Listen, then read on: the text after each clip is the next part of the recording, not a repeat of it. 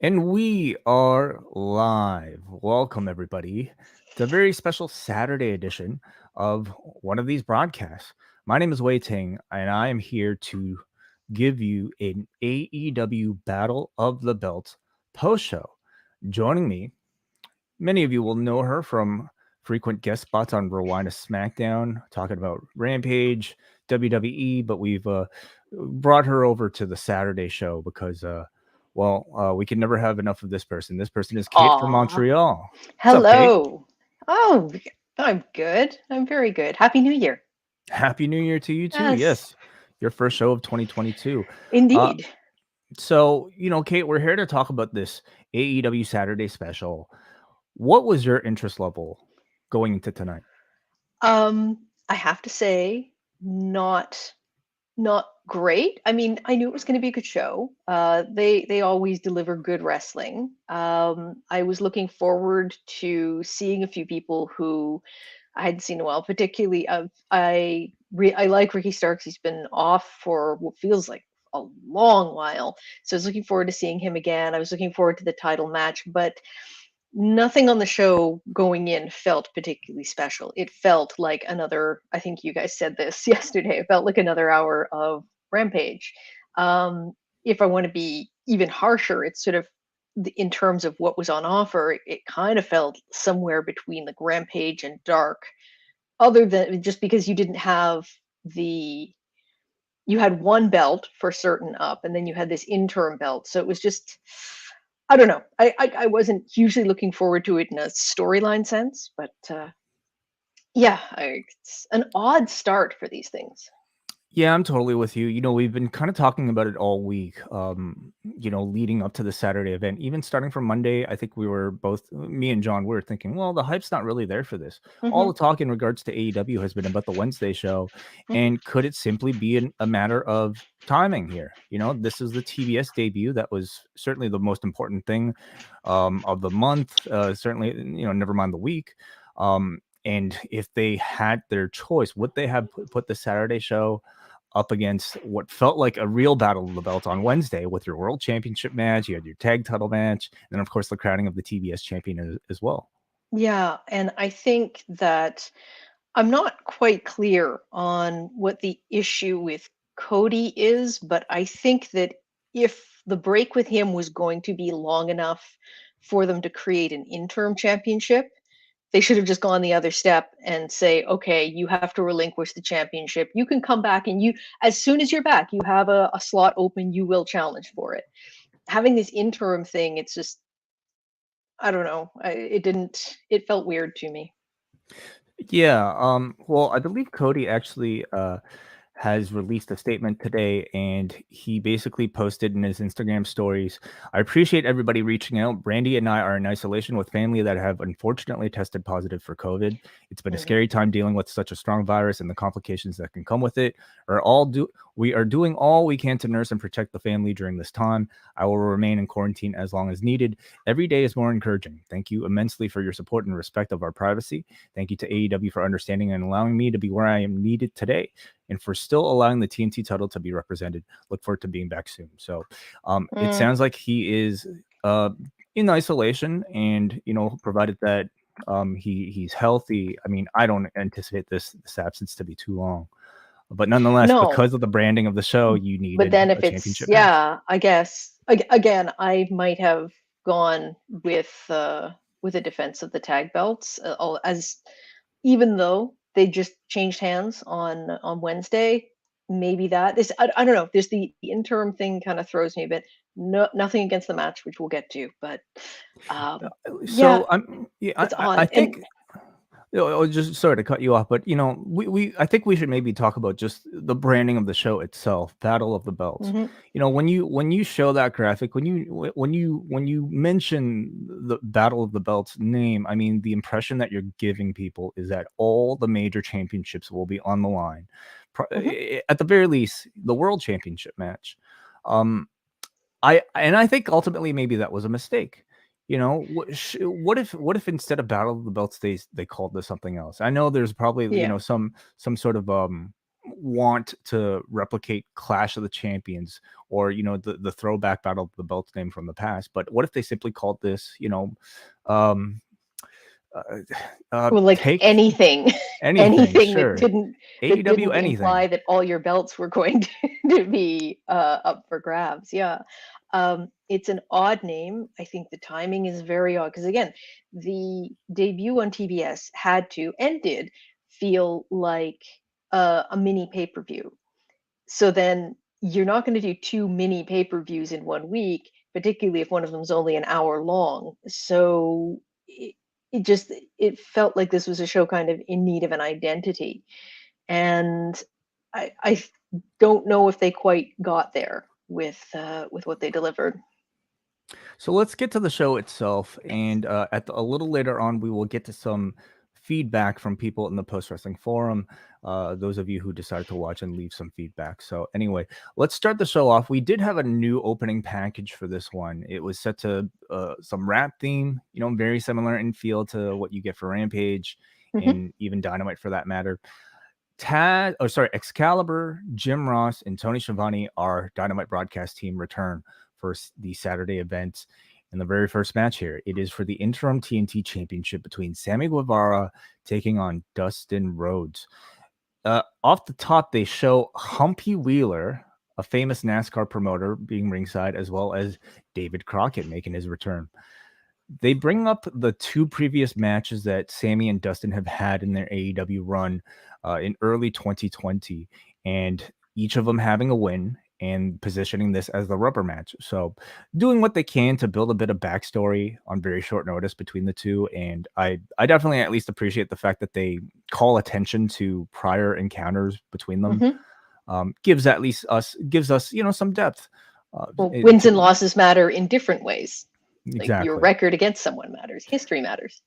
The announcers were really teasing the possibility of Dustin winning, leading to a Cody versus Dustin match. And it was something that I think on paper didn't really jump out to me, nor do I think it was a real possibility. But at least it was a bit of a story element that, added a little to this. Both of them are doing a bit of taunting here, and Dustin is kind of like pretending to be tired, almost as if like he's trying to pretend that he couldn't keep up with this guy. But then I don't know how much there was pretending going on a little bit later. They go into a really fast sequence of leapfrogs and rope running, and then Dustin bangs Sammy's knee into the ring steps, which leads to a tease of a countout. As Aubrey Edwards counts to 9, Sammy is still on the floor. He's pointing to his knee, and then at the count of 9.5, Sammy explodes back into the ring to break the count. So just a bit of mind games perhaps here from Sammy Guevara. We come back from commercial. Dustin now retreats to the floor, which allows Sammy to hit him with a double jump somersault plancha. Sammy is showing a bit of pain in his knee upon the landing, so still feigning a bit of that knee injury here. A second double jump back into the ring is caught into a crossroads counter from Dustin for 2. As Dustin retreats to the floor later on, Fuego del Sol shows up from under the ring and sets up a table for Sammy. This allows Sammy to tease hitting a Spanish fly through the table, but Dustin fights out and hits probably the biggest spot of the match, a Canadian destroyer off the apron and through the table. The physics, you can't really explain, but it looked fucking awesome. Oh my God. Yeah. Back in the ring, Dustin hits one crossroads. He hangs on just like Cody as he hits another. And then, just like Cody, he goes for the double underhooks. But Sammy fights out. And then, in a series of pinfall reversals off of a sunset flip, back and forth for a bunch of near 2 counts, Sammy finally gets the pinfall at about 60 minutes, 15 seconds. What do you think of the match? I thought it was excellent. These two have great chemistry, and I hope they run this back at some point.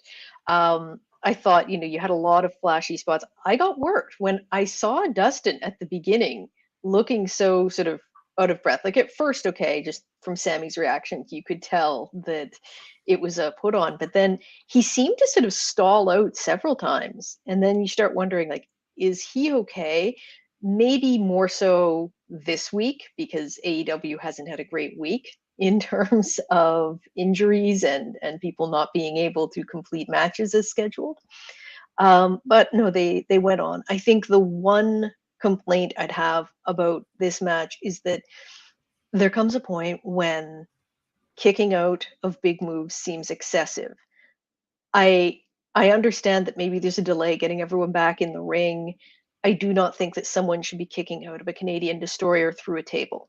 I just don't. That's the end there. I already think that the Canadian destroyer is just it's ridiculous how undervalued it is when you look at how hard the move should hit. Outside of Adam Cole, like, does anybody Mhm. actually finish their matches with the Canadian destroyer?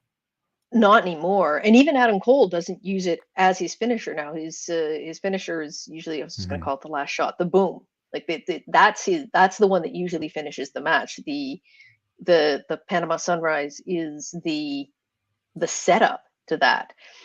And again, but when you're talking about doing that off the apron through a table, okay, this is I think I'm not someone who thinks that you should like you shouldn't have a large set of moves that are super protected, but there should be some protection. Like there should be some acknowledgement that these people are human, and there are just some moves that they're not going to kick out of. I think even if they'd had him like get to it, like if they'd had Dustin not be able to pin him, if they'd had a long delay between that, maybe it would have been better. But look, all that said, I really enjoyed the match. I thought they were very good together. I did think there was a chance that they were going to put the belt on Dustin um, just for the The shock. specter of but and also getting Dustin versus Cody again, one of the most memorable and one of the most loved matches in AEW history. Mhm. That I thought that might be a possibility, but no, it goes back on Sammy, and Mhm. very And then satisfying. and we get the match that we were supposed to get tonight somewhere down the line. Yes. Yeah, I thought it was a very good match. The atmosphere I thought was really strong from this crowd. Um, I thought Dustin, whether or not it was actually selling, I thought Dustin did a great job of showing how physically exhausted wrestling a Sammy Guevara match was for somebody of his Yeah. age. Hmm. That's And always, like, to me, a fun element of the Dustin Rhodes match, yeah. as it is for, like, any sort of veteran getting in there with this young crop. The fact that you want to know, hey, physically, can this old man hold up? And I think much of it is him putting it on. I think his gas tank Oh is yeah. actually far better than any of us can really imagine. But the selling, if it was indeed that, I thought was very strong here, as it added a bit of Hmm. drama to his Hmm. performance. Um, from a star power perspective, I definitely was disappointed. I think, like many people, when they announced Dustin as the replacement, but as we expect, the performance delivered because we know how good he is. I Hmm. guess I suppose in the past, like when AEW has lost key opponents, they tend to over deliver. Like we had in Hmm. the case of Minoru Suzuki, coming in. I mean, that wasn't so much a replacement, I suppose, as it was like um that was a bit of a different battle. But looking up and down the roster of like available talents in AEW, I certainly feel like there were more interesting choices than Dustin Rhodes. I think there could have been, but if you were planning on keeping the belt, putting the belt like back on Sammy, I guess the question is how many of them could have afforded to just to take the loss here. And they do they have a lot of interesting prospects. I don't know how many of them are at the level of Dustin or higher, who also wouldn't have been harmed by taking another loss at this point. So like Mhm. if you put like a Darby Allen in there, I don't want to see him lose again. Not that he's been harmed, but he's in a stage where he needs to kind of build himself up. Same thing if they like put Ricky Starks in that position. He's been gone so long, he can't come back and just eat a loss. So I agree, but I'm sort of thinking it's like, okay, well, who else could they have had in that position? What do you think the result would have been had Cody been cleared to wrestle this match? I think I think that Cody would have won. Honestly, it surprised me that they were just going to go back to this match right away anyway. Um, I didn't really understand why we were getting it back again immediately. But the reason I think they would have put it back on Cody was because they had teased that they were going in a direction with Cody and the Lambert Men of the Year faction. Excuse me.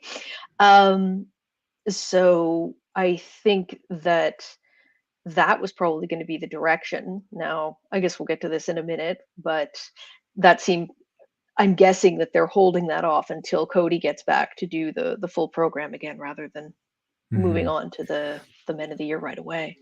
Maybe we can get into this now, but I think ultimately, like, part of my disappointment, the quality of the show overall in terms of in-ring quality was pretty good, but Hmm. outside of, I would say, the main event, a match like this doesn't have a ton of story built into it. Yes, you No. had Cody recently beat, Sammy for the championship, but even that challenge to me kind of came out of nowhere. Hmm. FTR, sorry, the FTW championship has zero story attached to it. When you have guys like Cody that are currently working on feuds with Men of the Year, Britt Baker, even her main storyline is against, or at least is building up to something with Jamie Hayter. So none of the culminations of the actual A storylines that they've been focusing on actually building had any, attachment to the matches that they made. And This show felt, and I think that this is I'm agreeing with what you're saying. The show felt like kind of a pit stop. Like, you are stopping here to do a whole bunch of things, but this is not the destination. This is not where we're going. This is not even the sort of place we're staying over on the way to the destination. This is, we're just gonna stop here for an hour and move on. And yeah, I agree. which is fine. I think, but because this is the first show, maybe a lot of people had their hopes up that this would be an actual pay-per-view level type of, special in between their pay-per-views. But yeah, so at least we have, some indication for the future. We move on with the show now. We have a video package showing some highlights, I would say, from the past edition of Dynamite, as Jade Cargill, Jurassic Express, and Hangman Page all had their championship victories, or victories. And then basically showcasing the other champions who are unable to be featured on this particular show. Sammy is in the back with Tony Schiavone. Sammy is asked about Daniel Garcia. He doesn't give a shit about Daniel Garcia. Did I even mention that Daniel Garcia came out to attack Mm, afterwards? no, but he did. There, now He you've did. mentioned it. There we go. Daniel Garcia attacks him afterwards. Sammy is interviewed and then doesn't give a shit, says the TNT Championship has always been about open challenges. And then we have our match for the interim TNT Championship on Wednesday. We've got Sammy Guevara versus Daniel Garcia. So at least one title defense there as before Cody comes back. FTW Championship. Ricky Starks versus Matt Sydal. Early on, Sydal delivers a bunch of kicks to Starks' knee or Starks' leg early on, which leads to Starks retreating to the floor to recover. It gives Hobbs a bit of a moment to stare down Matt Sydal. Starks dominates through the commercial. At one point, he lifts Matt Sydal into a really long delayed vertical suplex as he's running around the ring holding Matt Sydal in that position. So evidently during the commercial, that leg was feeling just fine for Ricky Starks. Back from commercial, Sydal But hits he a wore it out. that's it. He emptied the tank on that leg during the commercial. Sydal hits a Rana and then a kneeling Michinoku driver for 2, lightning spiral for 2, Meteora, but Starks gets the ropes. Starks then hits a spear with that injured leg, and while he's hobbling on his legs, puts Sydal into the Rochambeau and gets the victory in about 9 minutes. Thoughts on the match? Go back to one quick thing there before, just about Guevara versus Garcia. I really hope that they use this to feed into the idea that there's some sort of conspiracy theory against giving Scorpio Sky a shot, because there's Sammy Guevara going open challenge, open challenge, open challenge. And Sky's been like, I'm in the top 5 challengers. You haven't faced me. And again, he just gets completely, like, blocked by Daniel Garcia running out there. So I'm hoping that they go back to that and they persist with this, like, you're all against this thing. Anyway, this match. Um, I thought it was an excellent match. I'm very glad to see Starks back in the ring again. I There just isn't there wasn't really a point to it. I think that they tried to build just a hint of a story with Stark saying to Dante Martin on Wednesday, it's like, oh, it took you 2 tries to beat Sydal. I'm going to do it in one. And that's fine. But we don't see Sydal enough that that story is going to be. I had forgotten that Dante Martin and Sydal were ever even kind of matched up. So, and I'm a pretty regular watcher. Like I'm if someone's going to remember it, it's probably going to be someone like me. So if it had sort of fallen out of the brain pan for me, I can only imagine that it must have been confusing for other people. Um, I did have this one moment towards the end where Sydal got a near fall. And at the same time, Taz was saying, well, Sydal's good, but I want the FTW title. This has to stay with us. Like Starks is part of our team. And then Sydal hits his near fall, and I'm like, oh my God, they're gonna put it on Sydal, and then Hook is gonna win it back. And then it just got flipped around and Starks won. So it's like, oh, just for this moment, it's like, oh my God, this is where they're going. But no. So it stays with Starks. I think that's probably pretty predictable. Mhm. I kind of wish they'd figure out something to do with this belt other than just kind of like occasionally reminding people that it's there. I mean, I don't even know the last time it was defended. And I think they either have to do something with it or almost just make it into a pure prop and never defend it. Um, Yeah, I mean, much of the issue to me is like maybe still the somewhat unknown status, at least for that period of like Ricky Starks and the extent of his particular injuries. mm. As far as I know, he hasn't been as active on a Dynamite, but he looked more than fine here. So I agree Oh with you. yeah, It would yeah. be wonderful to see him a bit more frequently, and even the announcement of an FTW championship defense. To me, I thought this was a good match, but this was clearly where it was one where the crowd certainly felt a bit more cold in comparison Hmm. to the first one. Zero build, zero story leading to this defense. It was simply Ricky Starks cutting a promo 24 hours ago. You Hmm. know, Sydal star power. While I think he's a tremendous performer, he's not somebody that is presented as somebody to be taken seriously in Dynamite.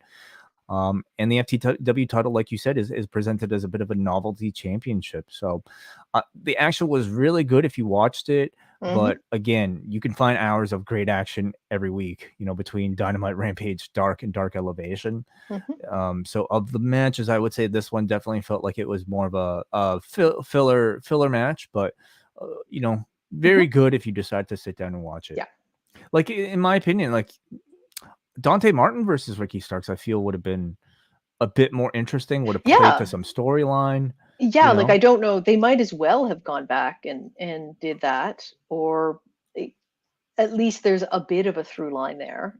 So yeah, I would. Hmm. I'm not quite sure why they did it this way.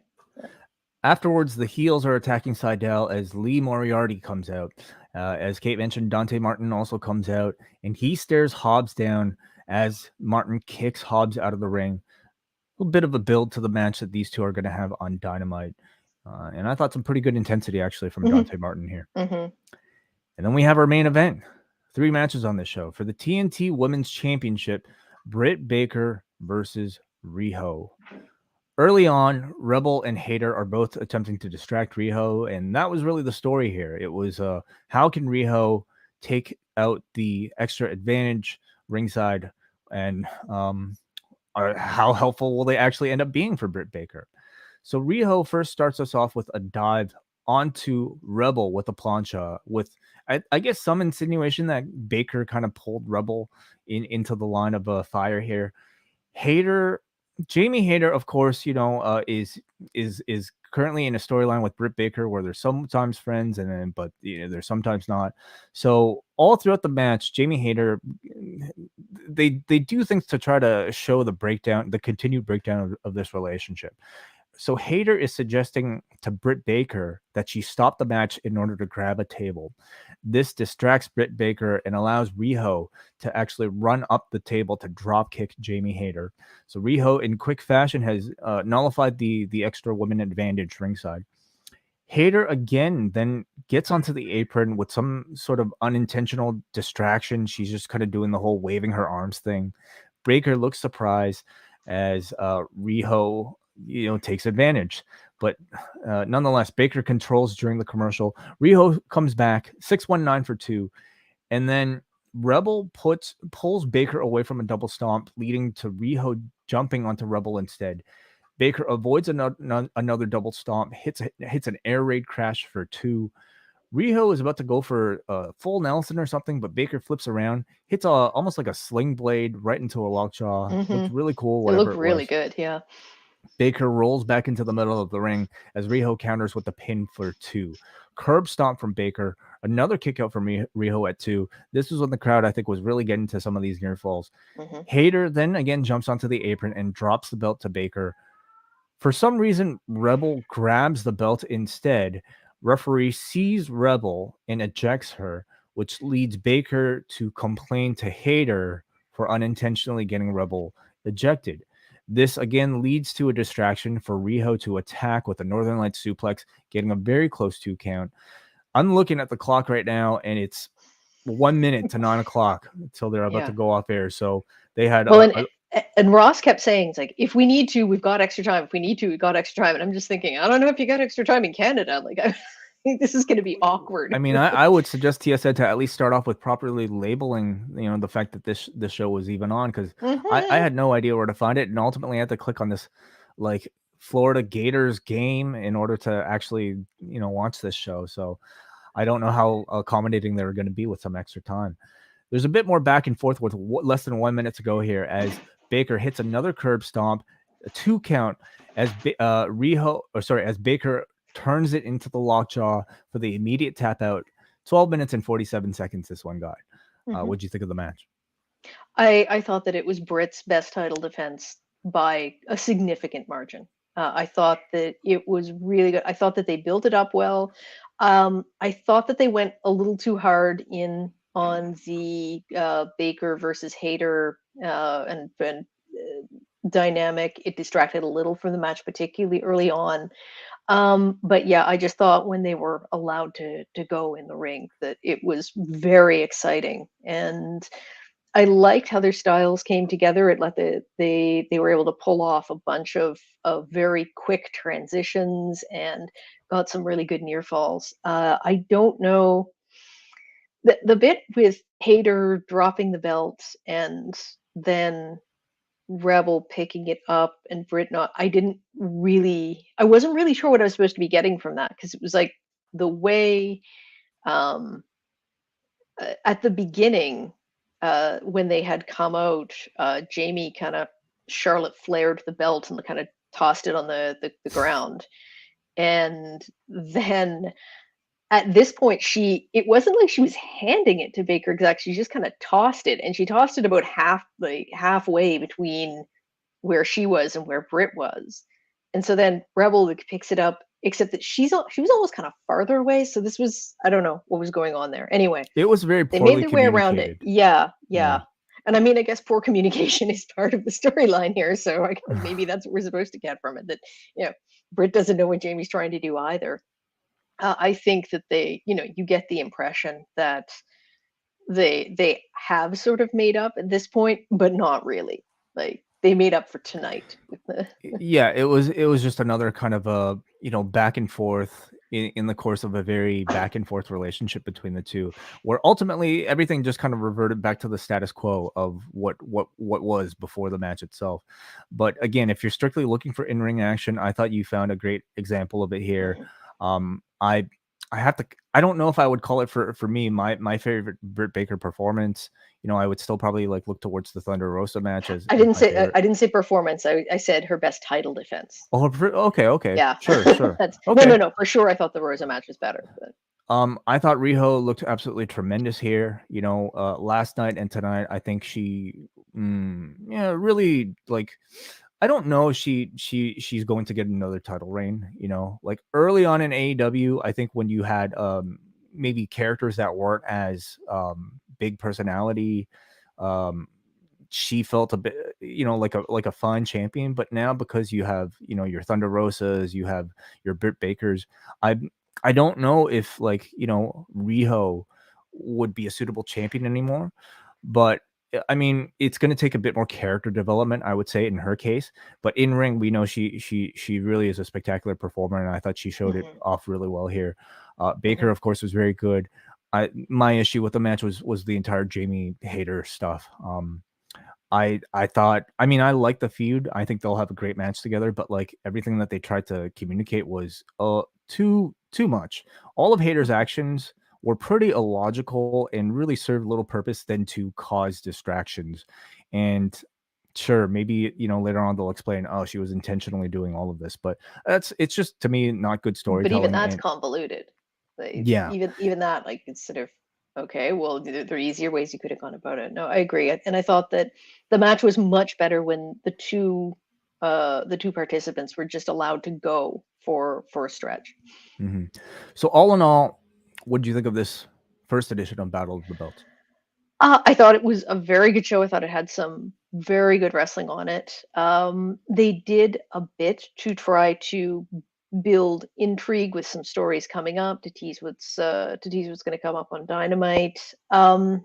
If I'm The way I'm trying to think of it is when you're talking about a show being on at a new day on a new day at a new time, is this going to, if someone is flipping around the channels and they stop to watch, is this going to make that person interested in watching AEW Dynamite? And I don't know.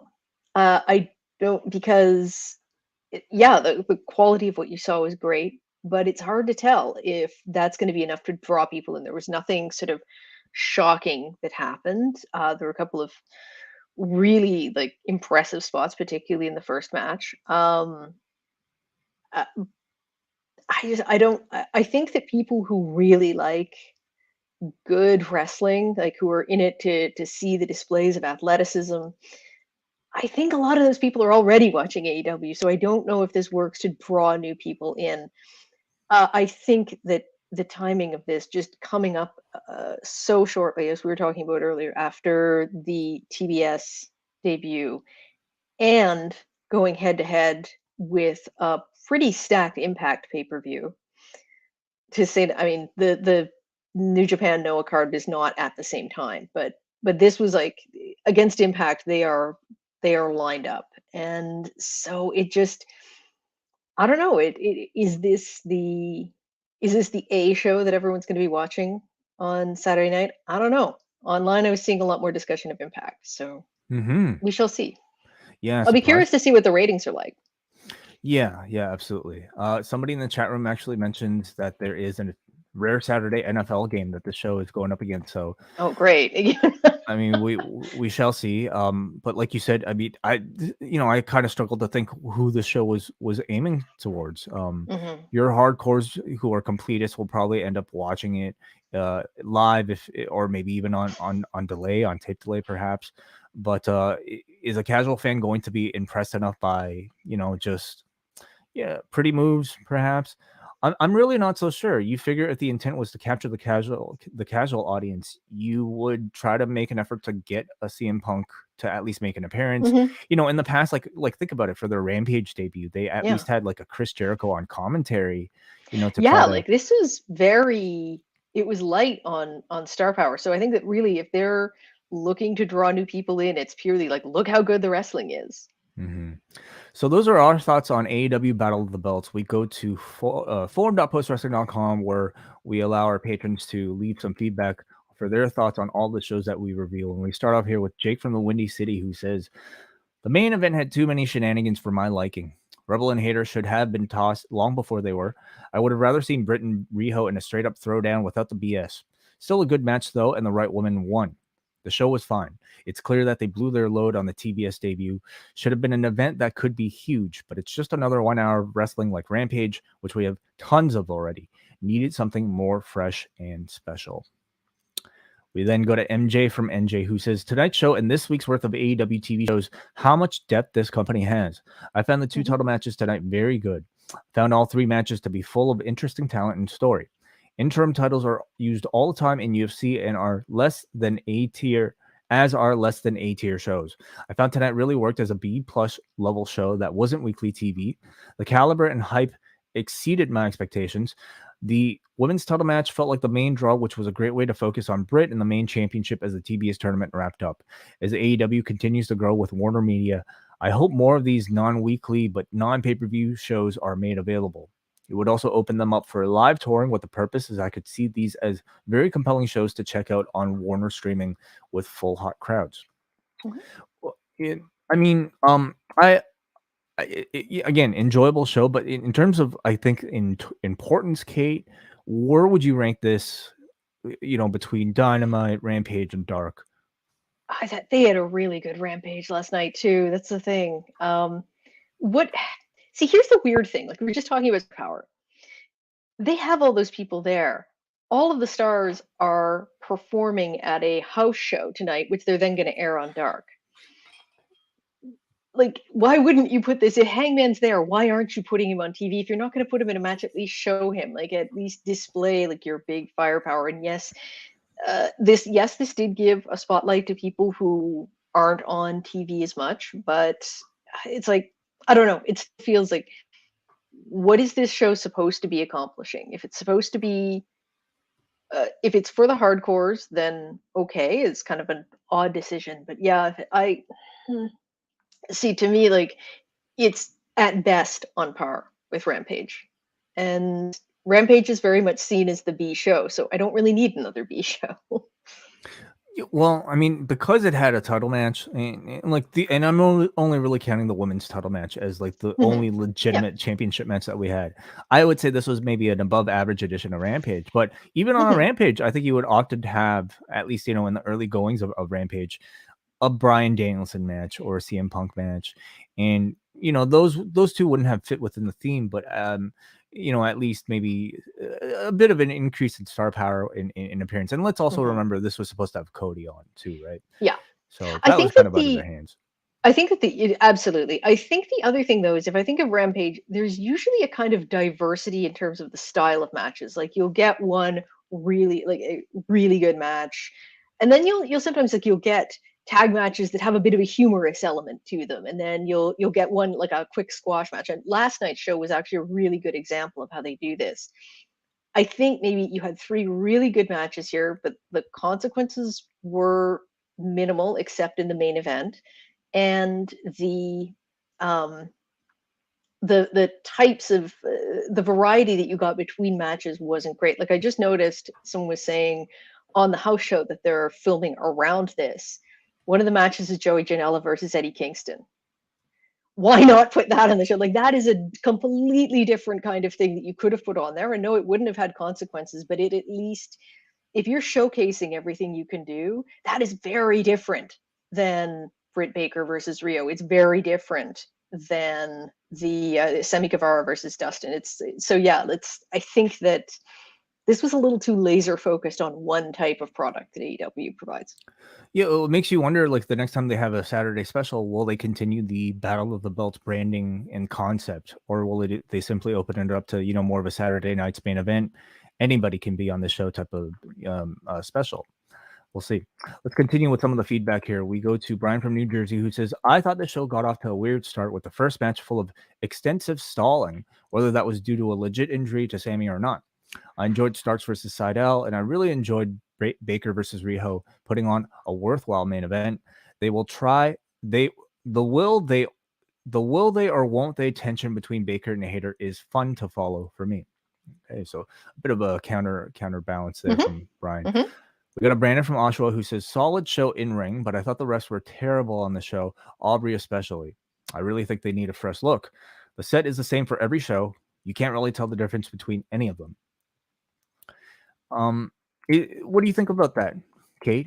I'm really the last person to ask about this because I I don't know what it is, but I really don't notice details like that a lot. I didn't get sick of seeing Daly's place. Like I was fine with it. It's I get that sometimes a change can be good in changing it, but it's not something that bothers. I don't get bored looking at the same place all the time. It's like, oh, if it changes up, cool. And you like sort of seeing them in different venues.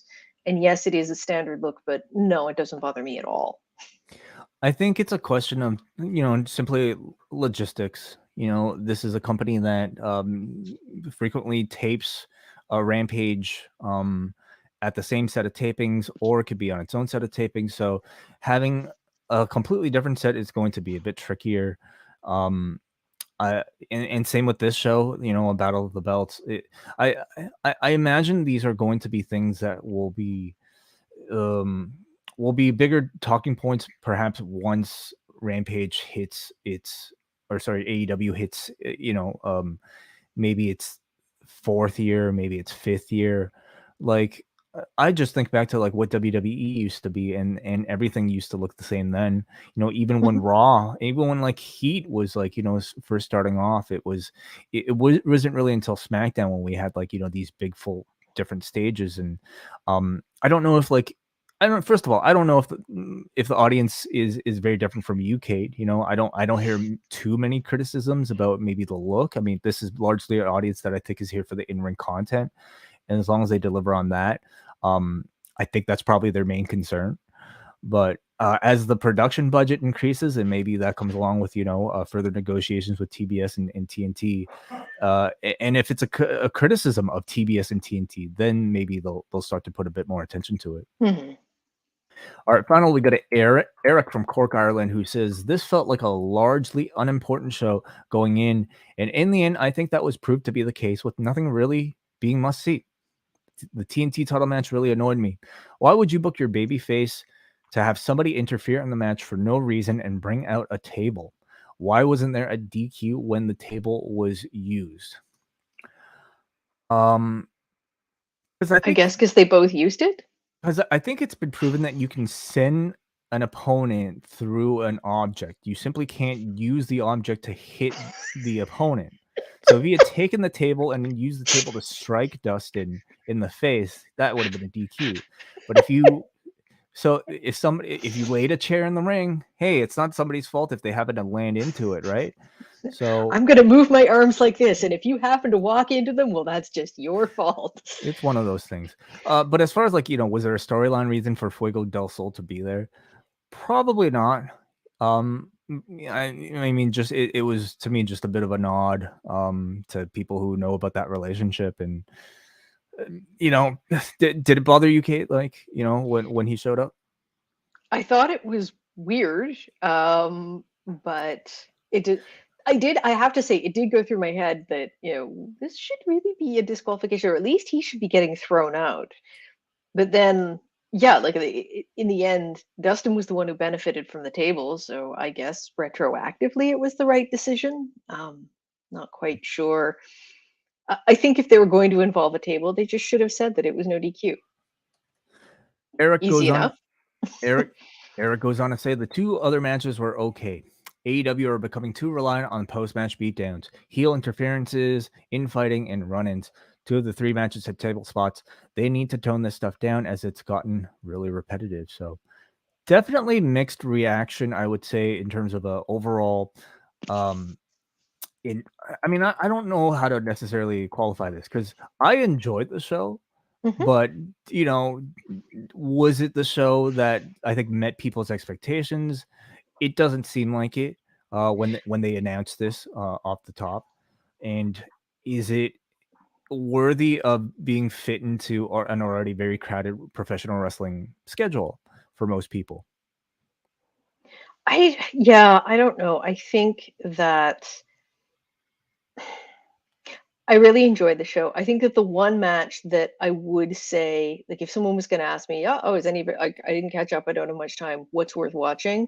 I'd say Baker versus Riho, because that one had real consequences. That was a very good match.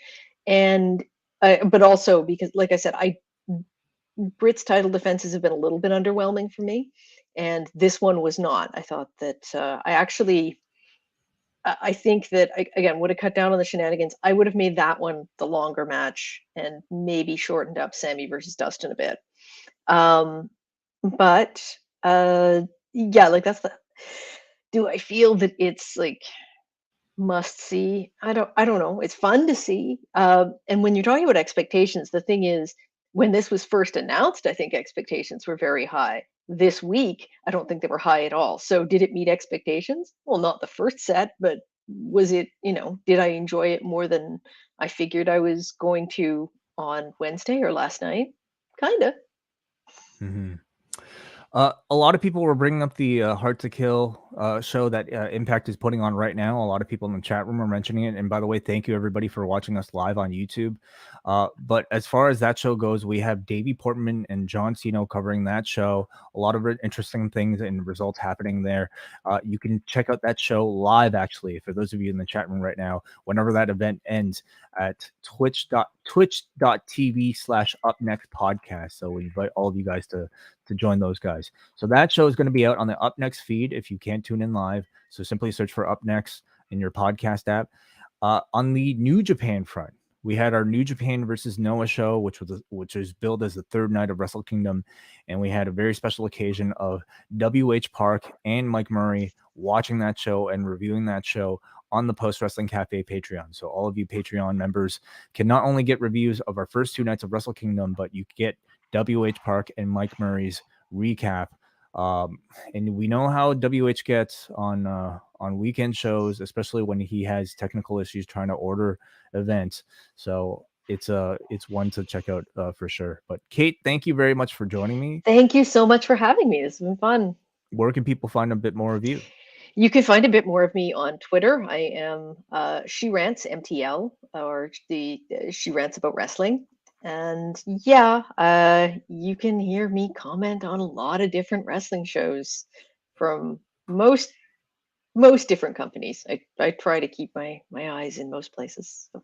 She's incredibly active on Twitter, so everybody give. I say that is a great thing because Okay. I'm somebody who has very little to say other than when I'm off of the Mhm. microphone. So Kate always has very interesting thoughts. Follow her at She Rants MTL. So a bit of a programming note: we are not going to have the Nubian Wrestling Advocates on Sunday, so look for that show probably a week later. But we are going to have WrestleNomics on this feed, on our post wrestling audio feed, out tomorrow night as well. So a lot of stuff for you guys to listen to over the weekend. Thank you all for listening, and catch you guys Monday.